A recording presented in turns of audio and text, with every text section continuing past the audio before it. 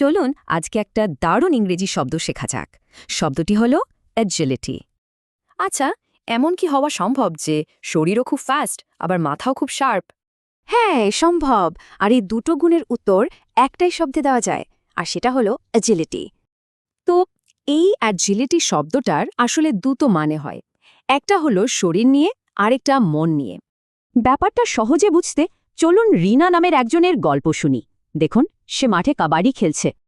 এই বাক্যটা খেয়াল করুন, এখানে অ্যাজিলিটি শব্দটা ব্যবহার করা হয়েছে। রিনার খেলায় এর মানেটা কি? রিনা যে এত দ্রুত নড়াচড়া করছে, এটাই তার ফিজিক্যাল অ্যাজিলিটি, তাই ওকে কেউ ধরতেই পারছে না। তাহলে প্রথম মানেটা হলো শরীরের ক্ষিপ্রতা, মানে শরীরকে দ্রুত নাড়ানোর ক্ষমতা। কিন্তু এটাই সব না। এবার মাঠ থেকে সোজা ক্লাসরুমে।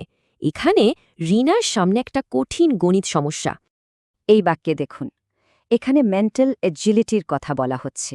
এটা কিন্তু অন্যরকম একটা ব্যাপার। রিনা কিন্তু থেমে থাকেনি, সে নতুন উপায়ে চিন্তা করে দ্রুত উত্তরটা বের করে ফেলল। আর এটাই হলো মেন্টাল এজিলিটি, মানে দ্রুত চিন্তা করা আর সহজে কিছু বুঝে ফেলার ক্ষমতা। তাহলে কি দাঁড়ালো? অ্যাজিলিটি দুই রকমের, শরীর দ্রুত চলে আর মন দ্রুত চিন্তা করে। এই ধারণাটা কিন্তু শুধু খেলা বা পড়ার জন্য না, বাস্তব জীবনে, যেমন ধরুন বিজনেসেও খুব দরকারি। যেমন ধরুন, একটা কোম্পানি কাস্টমারের কথা শুনে নিজেকে দ্রুত বদলে ফেলল। এটাই হলো কোম্পানির অ্যাজিলিটি। তাহলে মূল দুটো জিনিস মনে রাখতে হবে: এক, শরীরের এজিলিটি, আর দুই, মনের এজিলিটি।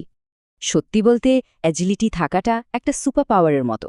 খেলা, পড়া, কাজ সব জায়গায় এগিয়ে রাখে। এখন ভাবার পালা, এই অ্যাজিলিটি আজ কোথায় কাজে লাগানো যায়? খেলাধুলায় নাকি কোনো কঠিন সমস্যায়?